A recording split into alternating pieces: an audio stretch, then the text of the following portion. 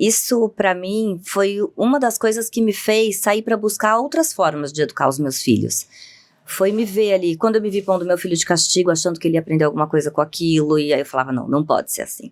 E teve uma vez que ele tava chorando, hoje eu entendo, de cansaço, tava esgotado, a gente entende o porquê de toda aquela birra, né? Ai, uma birra do nada. E ele começou a chorar muito, e eu baixei ele e falei assim, para de chorar que tá todo mundo olhando, o que vão pensar?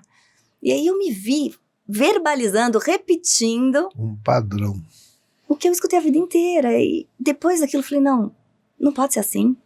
Né? E aí eu parei pra perceber que o que vão pensar não é dele chorando. O que vão pensar da mãe, que não é uma boa mãe, que o filho tá fazendo um escândalo no lugar errado, na hora errada. E era muito mais sobre mim do que sobre ele. Então aí eu fui percebendo todo o contexto. Então, assim, foi muito bacana trazer isso para o livro como uma reflexão.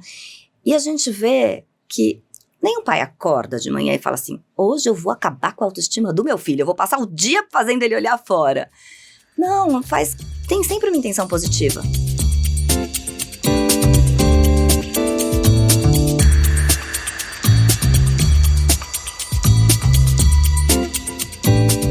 Bem-vindos ao Café com Pais, o podcast da Universidade de Paz. Sou Ana Luísa Meirelles e junto com o Dr. Vimer Botura, mergulhamos na parentalidade e nas relações entre pais e filhos, convidando pais e especialistas da área para as nossas conversas. Nosso programa oferece insights práticos e conteúdo para fortalecer laços familiares e o seu desenvolvimento pessoal. A cada episódio exploramos estratégias e compartilhamos experiências que ajudam a criar um ambiente familiar mais amoroso e compreensivo. Junte-se a nós para aprender, crescer e desenvolver suas relações familiares. Bem-vindos ao podcast Café com Pais. Eu sou Ana Luísa Meirelles, mãe de 2, educadora parental, e aqui Vimer Botura, psiquiatra, especialista em famílias. Somos fundadores da Universidade de Paz. Reunimos conteúdo e especialistas para levar conhecimento e leveza para os pais, educadores e profissionais. Concursos, palestras e atendimento para você e para empresas. Se você é novo aqui, já se inscreva no canal. Paula, que prazer recebê-la aqui. Estreamos o podcast Café com Pais, Sim. Trazendo o tema da maternidade e todas as suas mudanças. Quem não assistiu esse episódio, vai lá e assiste, que é maravilhoso e traz um aconchego pra gente no coração, né, Paula? Ai, um papo delícia, né? Delícia. Do que a gente mais gosta de falar. Exatamente. E tempo vai passando, muitas coisas acontecendo e a gente sempre se transformando, se desenvolvendo, né, Paula? E hoje a Paula traz aqui um outro assunto. Apanhei e não morri. Frases da infância que ainda ecoam na vida adulta. E como fazer diferente. Vamos falar sobre isso, Paula? Vamos, né? Que é um assunto tão importante que fez parte da nossa infância, faz da nossa vida hoje. E se a gente não olhar para isso, vai seguir perpetuando do jeito que é, né? Sim.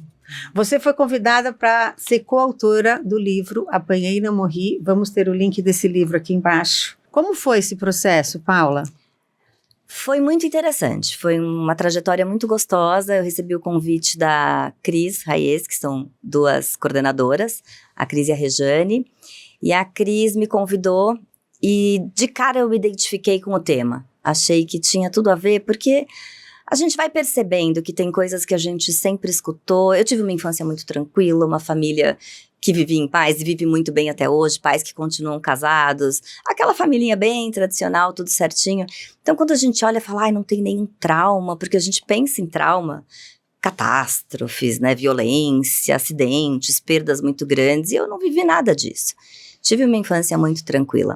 Mas quando a gente vai olhar no detalhe, a forma de comunicar, o que é dito, as coisas que acontecem ali ficam. E, como diz o subtítulo, elas ecoam para a vida toda. E quando a Cris me trouxe a ideia do livro, falou o que era, ela falou, não, você pode pensar em alguma frase que faça sentido para você. Eu falei, não preciso nem pensar, eu já sei. E foi assim que eu entrei para fazer parte do livro, e foi uma trajetória muito gostosa, né, de remexer em tudo isso, parar para olhar e voltar nessas histórias, e depois ler os outros capítulos, Porque no fim a gente permeia ali por tudo isso, né? Por tudo que engole o choro, menina não come desse jeito, menina tem que ser assim. E a gente vai olhando para todas essas coisas que as pessoas colocam nas caixinhas e ficam falando pra gente, e que a gente depois repete e leva para os nossos filhos. E a gente para pensar e ver o prejuízo que isso causa. Então foi muito bacana essa trajetória. É interessante que as pessoas possam refletir sobre isso. Abrir esse espaço para essa reflexão, para esse olhar, e até vendo a situação ou experiências que outros fizeram, é um bom exercício, né, Paula? Com certeza, né? O meu capítulo, a frase é o que os outros vão pensar. Porque eu escutava muito isso. E essa frase não é por nós, é pelos super vizinhos. recorrente. Então, qualquer coisa que ia fazer, mas o que os outros vão pensar? Mas vai sair assim, o que os outros vão pensar? Tá chorando, o que os outros vão pensar? E chega uma hora que de tanto ouvir, ninguém precisa mais dizer. A vozinha já tá dentro da gente, né? A gente leva pra dentro. Sim. Anda aqui, né? Anda, em cima do ombro. Ela vem aqui amiguinha, coladinha na gente. E a gente começa a antes de se olhar pra fora. Opa, o que vão pensar? Vou gravar um podcast, mas o que vão pensar? Eu tô ali, será que eu tô, né? E a gente vai levando isso pra todas as situações. E tá o tempo inteiro preocupado fora. E isso, assim, traz tanto prejuízo para a construção da criança ali nessa fase, quando ela tá escutando mais essas coisas. É a fase que ela tá se construindo como gente, como um ser separado do pai e da mãe. O cérebro tá em formação. E isso vai desconectando, essa especificamente, né, o que os outros vão pensar, vai desconectando da gente mesmo, para olhar mais para fora. Para olhar para fora. Para fora. E não pro si mesmo, né? O que você quer? Mas o que os outros vão pensar se eu quiser isso? Então talvez eu tenha que querer a outra coisa. Todo mundo quer ali, então eu vou querer lá também, porque é o que estão esperando de mim. E a gente vai parando de se perguntar, mas o que eu gosto? Mas o que eu quero? Mas para onde eu vou? E tá sempre com o olhar fora, buscando fora. E isso vai para a vida toda, né? Isso foi muito marcante nas gerações passadas e hoje começa a mudar. É a educação para o não ser, né? Não seja você. Sim. Seja o que você acha que os outros acham que você deve achar, né? Chama-se superadaptação isso, né? Isso é muito forte mesmo. E eu vejo assim, o que eu chamo de pais para fora, muitos pais estão tão preocupados com o que demonstram para os outros, e quase todo usuário de droga dependente que eu atendi na minha vida era filho de uma família em que os pais eram extremamente para fora e pouco para dentro. Sabe assim, o filho, eles falavam assim, mas vocês não estão preocupados comigo, estão preocupados com o que os outros pensam. Né?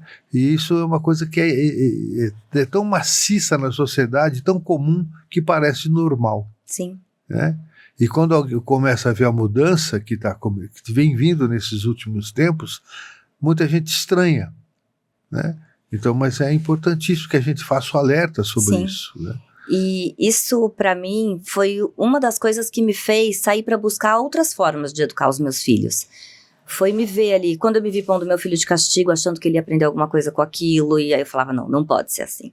E teve uma vez que ele tava chorando, hoje eu entendo, de cansaço, tava esgotado, a gente entende o porquê de toda aquela birra, né? Uma birra do nada. E ele começou a chorar muito, e eu baixei ele e falei assim, para de chorar que tá todo mundo olhando, o que vão pensar? E aí eu me vi verbalizando, repetindo. Um padrão. O que eu escutei a vida inteira. E depois daquilo eu falei, não pode ser assim. Né? E aí eu parei pra perceber que o que vão pensar não é dele chorando. O que vão pensar da mãe, que não é uma boa mãe, que o filho tá fazendo um escândalo no lugar errado, na hora errada. E era muito mais sobre mim do que sobre ele. Então aí eu fui percebendo todo o contexto. Então, assim, foi muito bacana trazer isso para o livro como uma reflexão, e a gente vê que nenhum pai acorda de manhã e fala assim, hoje eu vou acabar com a autoestima do meu filho, eu vou passar o dia fazendo ele olhar fora. Não, tem sempre uma intenção positiva quando os pais trazem essas falas. Né? A questão é dessa fala, ela tem uma intenção positiva de fazer a criança aprender a se colocar, se portar bem, fazer parte de qualquer ambiente, de qualquer sociedade, que ela saiba circular ali, o que é válido em um lugar, o que não é no outro, mas ela esquece que a criança não está preparada para isso, não tem ainda habilidades sociais para fazer e lidar com todas as situações, com as próprias emoções. é um ser em formação. Então, trazer esse olhar para os pais, essa reflexão. Peraí, mas o que você está querendo? Então vamos buscar uma outra forma de fazer e de comunicar? Porque essa vai trazer muito prejuízo. A gente tem que ter uma observação sobre isso. A preocupação é muito grande com o que os outros vão pensar, e as pessoas podem entender que é o oposto que vale, ou seja, eu penso em mim e dane-se os outros. Não é isso. Né? A gente deve priorizar a partir da gente, mas os outros existem, e os outros têm importância. Sim. E o que os outros pensam também tem significado. Né? Então não é essa coisa ou você pensa nos outros ou só em você. É um conjunto, né, que a gente deve levar em conta, mas priorizando a essência das pessoas. Sim. Né? E nesse conjunto, priorizando a essência das pessoas e o tempo de cada criança, que conforme a sua idade, conforme o seu desenvolvimento, conforme a sua situação, tem ali os seus desafios ou momentos e que precisa de um acolhimento, ou que precisa do seu tempo para se adaptar e não se expor num lugar cheio de gente. Então, esse respeito que a gente começa a olhar junto à criança, muda muito isso. E daí deixa a gente mais confortável com o acolhimento ou com a forma como a gente está lidando com a criança. E não tanto como que os outros vão pensar. Porque, no fundo, se eles virem você fazendo isso, vão perceber que, na verdade, tem um outro valor ali. Sim. E isso é o mais importante, isso é mais importante. Porque é isso que os nossos filhos vão levar. Sem dúvida. E isso tudo a gente vai para a forma de comunicar. Eu acho que ele conversa muito com o seu livro. Né? O livro Agressões Silenciosas. Agressões Silenciosas. Porque ele traz muito essa forma, é a repetição, né? É aquela coisa que não é que é dito uma vez para incentivar ali, para ajudar ali. É aquela repetição, é o todo dia, é a todo momento, em todas as situações.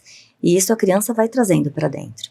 E quando a gente não olha para a forma como a gente comunica, às vezes a gente está querendo falar uma coisa com a melhor das intenções.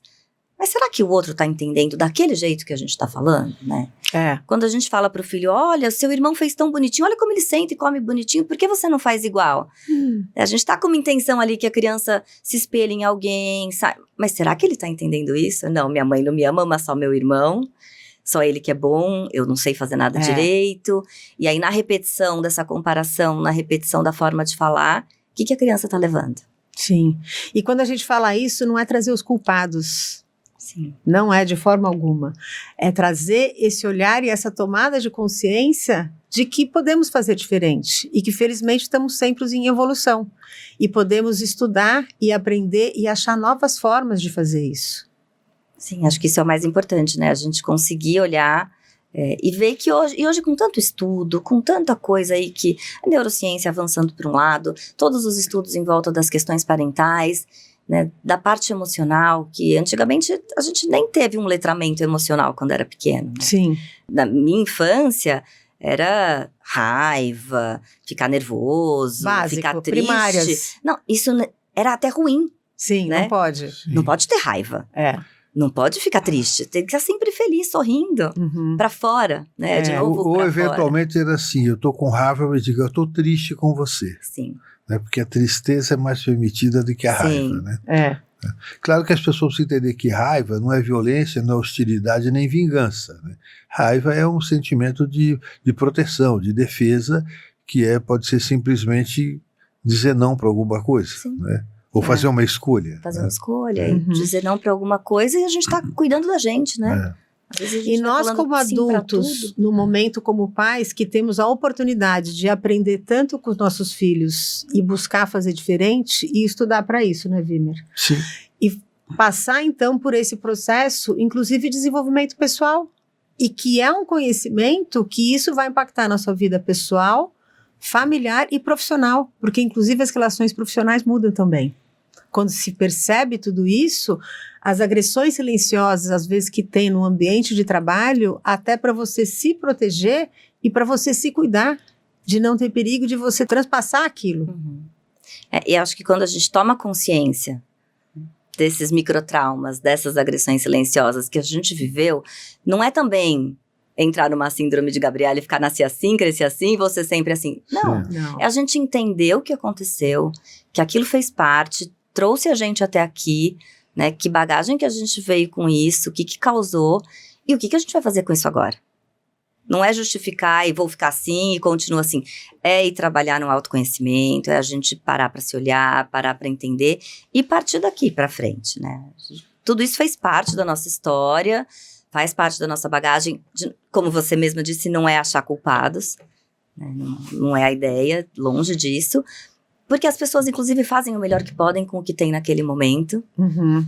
A gente vai causar microtraumas nos nossos filhos, por mais que estude, vai ter. Existe até um conceito de trauma ótimo, né? Que existem traumas que são necessários para as nossas vidas. A questão é a dimensão disso e a frequência que isso acontece. Mas todos nós precisamos ter frustrações. Elas fazem parte do processo de desenvolvimento, até do enriquecimento de ideias.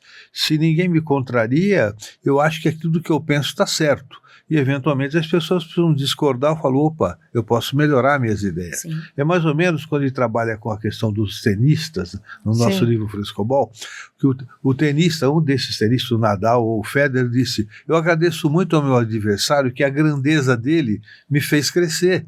Não é? Então, assim, isso tem a ver com frustração, com resiliência e capacidade de buscar solução em vez de ficar se culpando e diminuindo, né? Então, a frustração faz parte, o trauma faz parte. Sim, fazem parte, são muito importantes para o desenvolvimento, para É mais ou menos resiliência, para tudo, Sim. né? como o contato com bactéria e vírus para gerar resistência. Se a gente foi criado num ambiente totalmente sem vírus e sem bactéria, a gente não desenvolve defesas, né? Então, é o mesmo princípio, né? A gente precisa ter a adversidade para alimentar o nosso crescimento, né? O problema é dimensionar o grau de adversidade com a capacidade da pessoa de reagir, né? Uma adversidade muito grande de uma criança muito pequena incapacita, mas tem que ter esse balanço.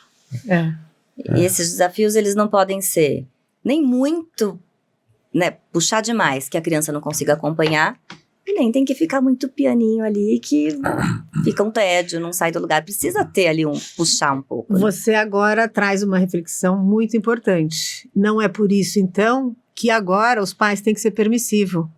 Sim. Para não terem medos de criar traumas nas crianças, então pode tudo. Porque Não falo mais sim, nada. Não falo mais nada. Porque daí sim, esse é o maior trauma. Mas até se diz, ou seja, que uma relação com pais autoritários, ela chega a ser melhor do que realmente as consequências do que pode ter de uma relação com pais permissivos, né, Weber? Sim, permissivos e inconsistentes, são pior. O autoritário nos dá um direito, o direito de ter raiva e o direito de se opor. Agora, o inconsistente, o permissivo, deixa a pessoa perdida, sem saída. O pai acha que está sendo bacana, deixando tudo, permitindo tudo. Ah, meu filho pode o que quer. Mas a criança se vê sozinha no mundo, desamparada. E aí isso dá uma insegurança gigantesca. Eu atendi uma família uma vez, um casal, que não era aqui de São Paulo, e eles trouxeram a questão que estavam muito preocupados com o adolescente, um menino de 16 anos, que começou a sair, aí estava começando a fazer amizade com umas crianças que ela estava preocupada, né? Hoje em dia tem muita droga, muito álcool, estava preocupada para onde estava indo essas amizades e essa falta de controle do filho. Eram pais presentes, eram pais ali que não eram pais permissivos, mas também não eram pais autoritários, eles estavam sempre muito, pelo que eles traziam, muito presentes. Mas na fala, conversando e ouvindo, teve uma hora que eu percebi e falei assim, conforme vocês falam, me parece que ele não está se sentindo ouvido. E o pai na hora parou, olhou e falou assim, nossa, toda vez que a gente briga, ele fala, vocês não me escutam, vocês não sabem nada de mim, vocês não sabem o que eu gosto, o que eu quero. E é isso porque os pais, o pai trouxe que o filho quer estudar isso, eu apoio. Aí ele quis mudar de escola, eu apoio, deixei ele escolher a escola que ele quer. Mas será que o menino tinha capacidade para estar tão solto e escolher? Acho que ele queria poder escolher. Mas ele queria alguém que desse a mão e falasse, vamos escolher junto, eu tô com você. Não é pode escolher qual você quiser, eu apoio. Porque isso vai dando uma insegurança. Será que tá na hora de uma escolha tão importante? E aí quando você vai para a permissividade, você cai nesse lugar. Sim, é verdade. E aonde às vezes o controle, o pai fala, não, acho que você não deve estudar aquilo, e aquilo gera uma conversa, a argumentação do filho, não, mas eu quero, porque isso, não, mas e depois, como é que vai ser? Toda essa conversa já é uma reflexão. Sim. Então isso também é valioso, e daí quando esse pai se dispõe a ouvir e realmente pensar naquilo sobre o que o filho está falando, isso é muito bom. Sim. O grande remédio é a escuta. É a escuta. Observação e escuta, né? É isso que vai trazer junto, vai trazer o vínculo, vai trazer tudo. E quando observa muito, escuta muito, possivelmente vai ter que intervir pouco. Né? E quando se fala, então, dos microtraumas, as pessoas têm que se preocupar em buscar esses microtraumas? Eu acredito que não. Acho que não precisa buscar e ficar... De novo, né? A gente não quer achar culpados aqui. Mas se a gente percebe que tem alguma coisa que pega... alguma coisa que alguém fala que dói ali, que trava, que a gente na hora de fazer uma decisão vai pesar, porque isso está pegando em algum lugar. Uhum. E a gente pode parar para olhar para isso e ver o que está pegando, por que está pegando desse jeito. E uma terapia ajuda muito. Uhum. A dificuldade de dizer não das pessoas.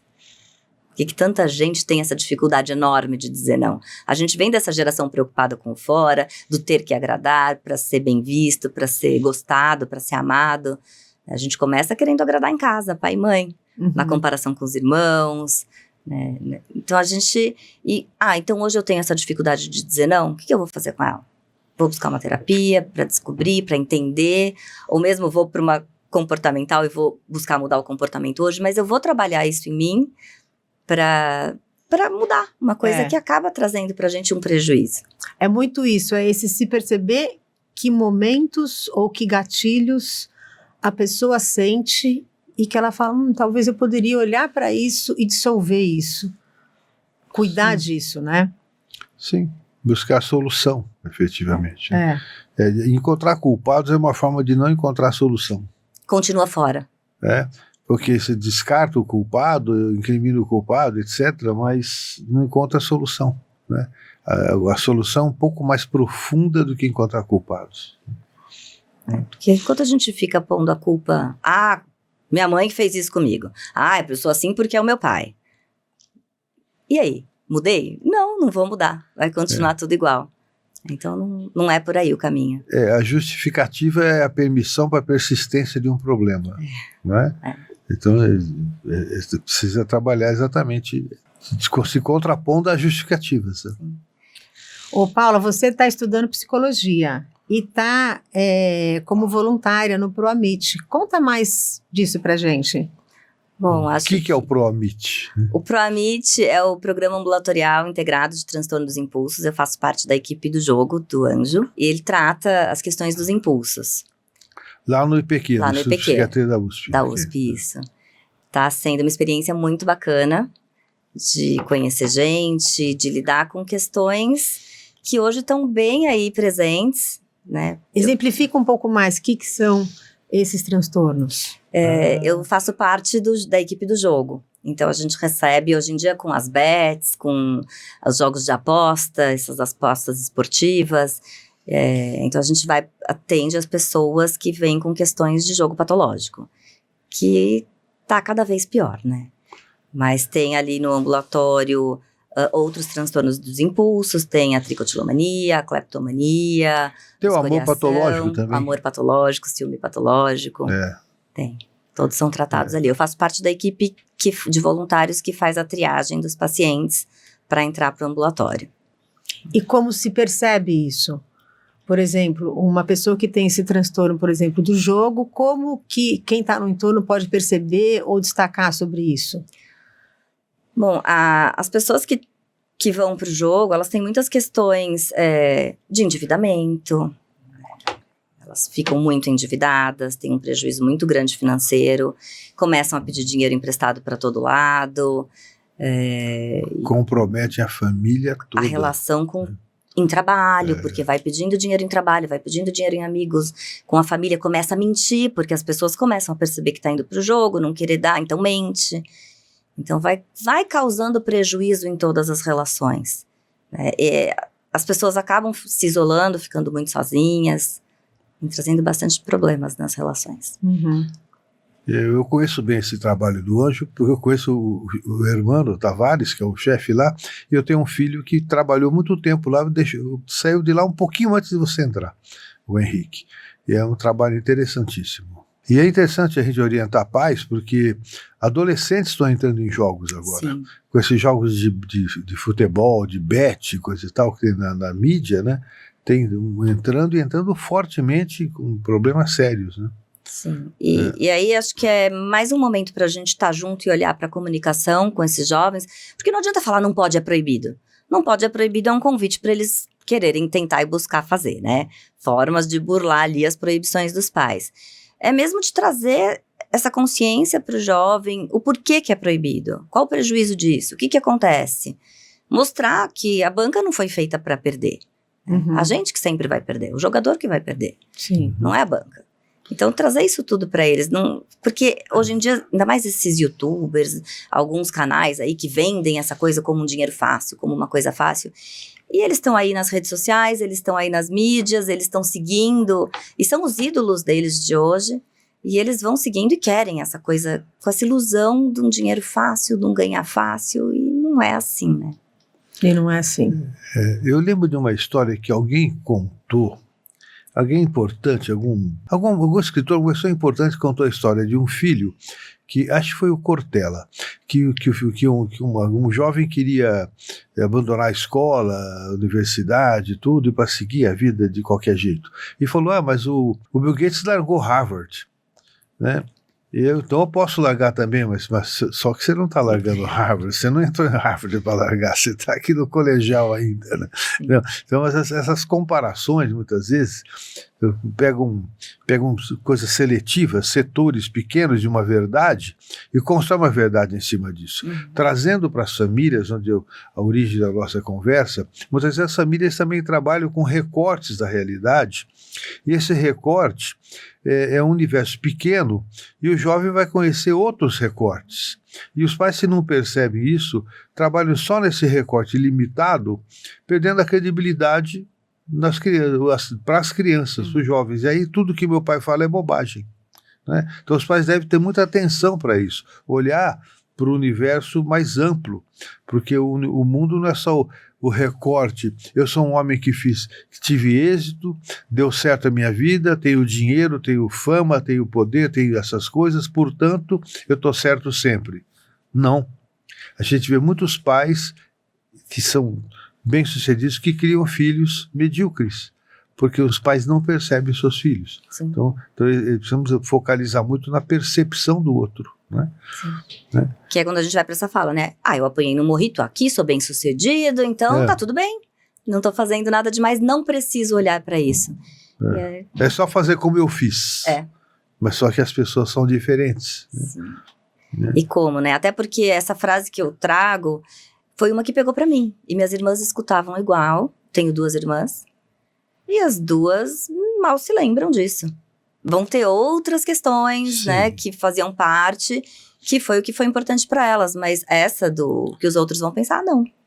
Escutam diferente, cada um tem sua sim. forma de perceber. Forma de perceber, a ordem de nascimento, eu sou a mais velha, a primeira filha, né, então que não quer perder o lugar ali para a irmã que acabou de chegar, então que quer agradar a todo custo, e a gente vai tendo escutas diferentes. E essa questão que eu falei, muitas vezes a gente vê pais que são bem-sucedidos que criam filhos que fracassam. E então, muitas vezes, na sucessão de empresas, isso é um grande problema. Porque todo pai que cria uma empresa, ele quer que os filhos, sonha que os filhos cresçam e vão desenvolver aquilo e vão para frente, etc. Mas nem sempre os filhos querem isso, ou querem, mas não passam por todo o processo da experiência que ele passou, pelas dores, pelos medos, etc. Então não aprende a desenvolver as habilidades que ele teve. Então são jogados em atividades sem estarem preparados para aquilo, né? Então é importante ver essa concepção de mostrar para a família a visão do sistema como um todo, para que até esse anseio dos pais se realize, porque é muito melhor você sair numa vida, ter um V0, uma velocidade inicial avançada, né? Então você já tem um potencial para explorar Só que isso é mal passado, os pais não sabem como passar para os filhos. E essa é uma abordagem importante que a gente precisa mostrar para os pais, Sim. na nossa Universidade de Pais, porque há muito que ser aproveitado do que da experiência que os pais tiveram. Sim. Né? Depende de como se comunica, isso pode acontecer ou não.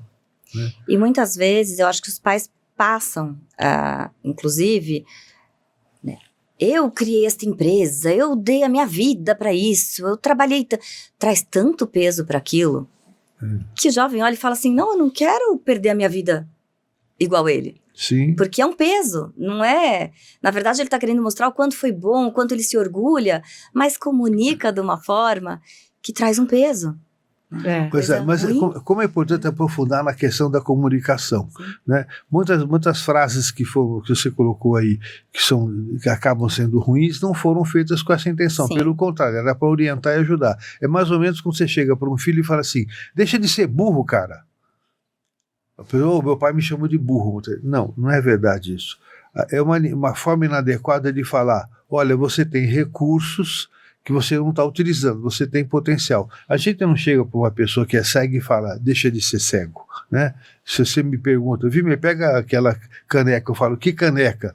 Deixa de ser cego. Não, você não fala para um cego, você fala para uma pessoa que enxerga. E você não fala para um cara que é burro, até nem sei se existe, né? Não fala, deixa de ser burro. Mas a interpretação dessa fala é que entra a questão da agressão silenciosa. A intenção não era essa, mas assim ela é compreendida. E aí tem mais uma coisa. Se cai num processo terapêutico, como terapeuta pouco experiente, ele vai reforçar essa ideia, tipo fazendo uma intriga. Não é verdade, seu pai não te tratou de burro. Ele disse que você tem recursos que você não está utilizando. Né? É muito importante isso. Isso é muito importante, e isso muitas vezes pode gerar muitos incômodos até em relação das crianças e jovens na escola. Quando, às vezes, as crianças têm ali um desafio de conversa ou não se sentem mais tão amigos e uma mãe resolve tomar parte do filho ao invés de entender que existe um outro lado. E que talvez está tudo bem também. E às vezes a forma de um se expressar pode não ser a forma mais adequada, até porque são jovens e estão ali em desenvolvimento, mas vale olhar que tem os dois lados. Sempre tem que olhar que existe o texto e o subtexto. Sim. Né? E não... E que às vezes entre eles conseguem se entender. Sim, sim. A gente não precisa intervir, muitas vezes. E até, ou seja, dar o apoio, mas também oferecer essa autoconfiança. Que tá tudo bem, talvez se o amigo falou isso para você, e por que ele falou isso para você? Que isso gere uma reflexão e que isso pode gerar uma mudança. Talvez eu devo olhar para isso. E não o pai, a mãe que vai lá, colhe, tadinho do meu filho, tadinho. Pronto, fechou o filho ali, ao invés de possibilitar que ele crescesse com aquilo, se fechou, agora minha mãe me protege. E quando a gente vai intervir dessa maneira, proteger dessa maneira, o que a gente está dizendo para o filho? Você não é capaz, deixa que eu cuido para você. Está incapacitando. Né? E hoje é tão importante que a gente traga para as crianças essa responsabilização pelas escolhas, pela fala, né? A gente trazer para que eles olhem para isso e mostrar que eles são capazes e que a gente acredita que eles conseguem, que eles dão conta. Porque se a gente está o tempo inteiro salvando, a gente está passando o recado, você não consegue. E mais vale essa conversa de troca, o que sentiu, por que será que isso veio, como será que você pode mudar isso, com outro amigo você também já sentiu isso dessa forma, então a gente pode dar esse suporte para essa conversa de apoio. Sim. Mesmo. E ainda que a resposta para tudo isso seja não, em nenhuma outra situação, não, ninguém mais fala assim de mim, foi só essa pessoa, então talvez, por que será que ela falou? Talvez seja dela. Então a gente também consegue Sim. trazer para a pessoa, para quem está recebendo ali alguma fala, alguma coisa, uma reflexão. Vamos ver, vamos se responsabilizar pela parte que é nossa. Uhum. Né? E também separar o que não é nosso. Porque as pessoas falam muito e às vezes falam delas, às vezes a gente fala da gente mesmo, né? Eu com meu filho falando, fica quieto, o que vão pensar? Eu estava preocupada comigo do que com ele. Então às vezes a gente conseguir separar o que é de quem está ouvindo e o que é de quem está falando. Separar o que é intenção declarada e intenção verdadeira, né? A intenção declarada é estou educando com o filho, mas a verdadeira é que estou preocupado comigo. Né? A gente precisa ter consciência disso, né? Uma coisa que deve se falar bastante sobre esses dois tipos de intenção. Né? Mas sabe outra coisa assim, eu lembro assim, de pessoas que me dizem assim, meu pai dizia, se eu apanhar na rua e chegar chorando em casa, eu apanho em casa mais do que apanhar na rua. Absurdo, né? Quer dizer, ou se protege como coitado, ou se faz essa postura extrema, e nós precisamos desenvolver que existe o caminho do meio, né? Existem outras alternativas que dependem profundamente da observação e da escuta. Né? Então, assim, essa coisa, apanhar na escola, vai apanhar em casa, também é uma farsa, né? Falacioso, né? Você tem que olhar para isso, tem um caminho do meio, como que eu vou lidar com isso? Né? Sempre tem, né? É que às vezes é meio trabalhoso, é mais trabalhoso. Trabalho. E às vezes os pais querem tudo do mesmo jeito que a gente quer, tem que ter resposta para tudo, tem que estar ali no grupo de WhatsApp e responder e ter opinião, também quer todo o caminho mais fácil. Só que a gente esquece, acho que quando a gente vai por esse caminho mais rápido, que pode ser mais trabalhoso hoje, mas a longo prazo ele vai fazer toda a diferença. Sim. Tanto na relação, quanto no adulto que o nosso filho vai se tornar. Sim. Porque a gente não está educando para hoje. Sim. Para ser a nossa criancinha debaixo do braço. Nessa criação do vínculo, aonde esse filho vai poder sempre perceber e contar com esses pais, e nessa possibilidade, nessa autoconfiança de partir para o mundo, né? Existem muitas pesquisas mostrando que crianças que são desenvolvidas em ambientes em que há diálogo verdadeiro, que diálogo verdadeiro significa trocar, admitir a possibilidade de eu mudar de opinião e aprender com o outro.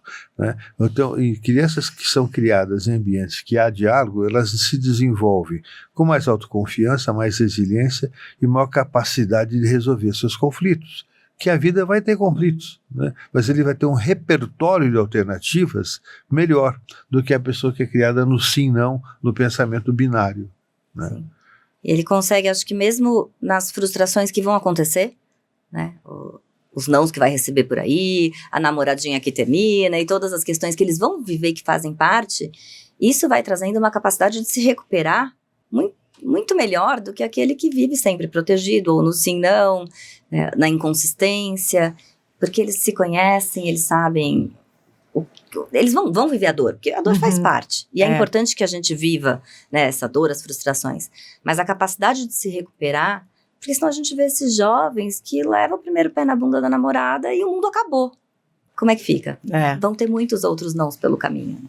Ô Wimmer, quando a gente está falando do diálogo verdadeiro e como passar por essas frustrações que faz parte da vida, estou lembrando aqui do que falamos do poder da arte. Tanto nos filmes, quando você assiste filmes em momentos em que você está bem e que você vê situações desafiadoras, que você consegue sentir aquilo de alguma forma, se preparando para que se algum dia você venha passar por aquilo, você já tenha até algum tipo de repertório, né, Wimmer?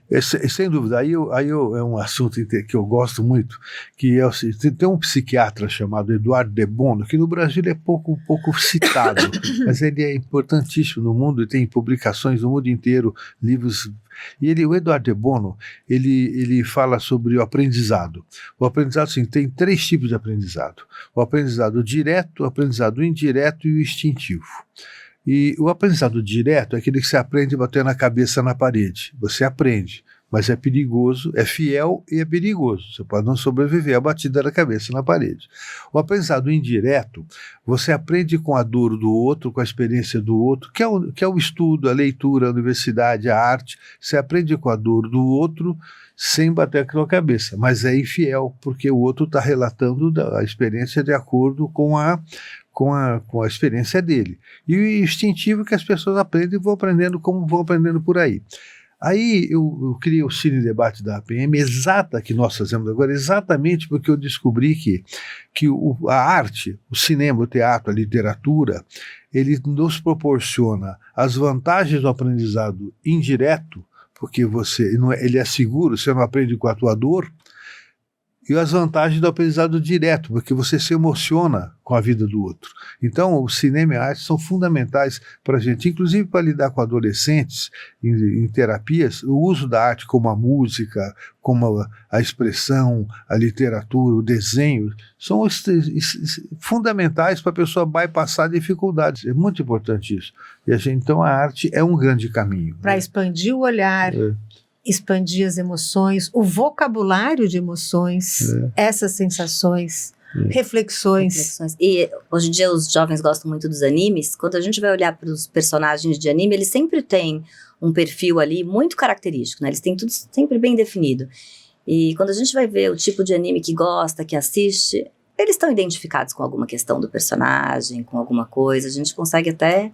E é uma forma deles experimentarem situações e vivenciar situações de uma forma segura, sim. Porque a criança pequena faz muito isso, né? Na repetição da historinha infantil, quando pede pra contar de novo João e Maria, de novo, a mãe deixa na floresta. Tem pais que falam, eu vou pular essa parte, porque...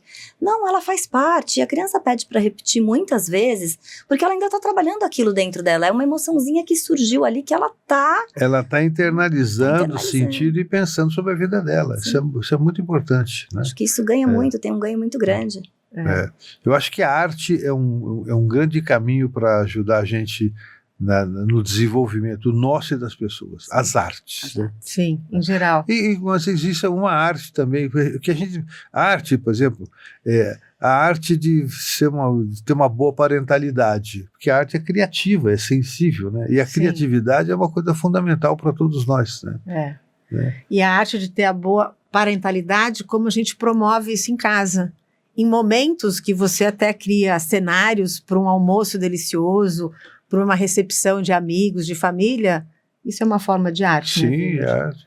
Onde você cria ali, você tem essa possibilidade de planejar, de cultivar, de chamar e criar ali as pessoas que vão participar dali e que vai ficar na memória, né? Sim, sem dúvida. Aí esses momentos são os que ficam, né? Exatamente.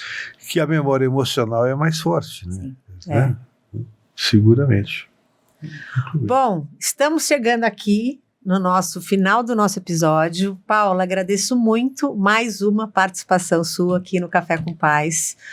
Foi um tema desafiador quando a gente fala desses microtraumas que podem ser vividos e como a gente se relaciona com essas falas difíceis que a gente traz da infância e que traz aqui realmente essa reflexão, esse aprendizado, e a gente abre mais um caminho para que os pais busquem conhecimento. Você gostaria de trazer mais uma frase aí, alguma reflexão? Agradecer a vocês, o convite por estar aqui de novo, Ana, Dr. Wimmer, é sempre um prazer, dessa vez com o Dr. Wimmer. Sim. E realmente, né, acho que os pais pararem para olhar, perceber e refletir e buscar a informação, que lá na universidade tem tanta, de como fazer diferente, para construir aí para os nossos jovens, para os nossos filhos, uma adultez mais tranquila. Sim. Para nós. Para nós. Beleza. Obrigada. Então, muito obrigada a você que assistiu mais esse episódio. Inclusive, em breve teremos um curso da Paula também, onde vamos falar qual tipo de pai é você. Temos grupos de apoio, tem um curso maravilhoso que estamos em lançamento da Wimmer, Conexão Pais e Filhos, Entendendo e Desenvolvendo Relações. Então, curte aqui o nosso canal e, querendo qualquer informação, acesse o nosso site, as nossas redes e o nosso contato está lá. Obrigada. Obrigado. Até lá. Obrigada por ter ouvido o nosso episódio do podcast Café com Paz. Deixe a sua avaliação do podcast e compartilhe com quem você acha que pode se beneficiar em ouvir essas conversas. Para saber mais sobre o nosso trabalho, acesse o nosso site e redes sociais. Você encontrará toda a informação que precisa, assim como a ficha técnica do podcast e nossos contatos.